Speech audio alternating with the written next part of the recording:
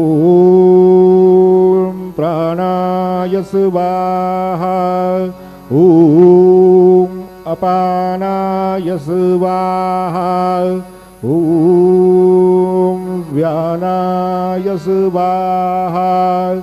ॐ उदानाय स्वाहा। ॐ समानाय स्वाहा। ॐ ब्रह्मणे नमः। नैवेद्यमध्ये पानीयं समर्पयामि। पुनर्नैवेद्यं निवेदयामि। ॐ प्राणाय स्वाहा।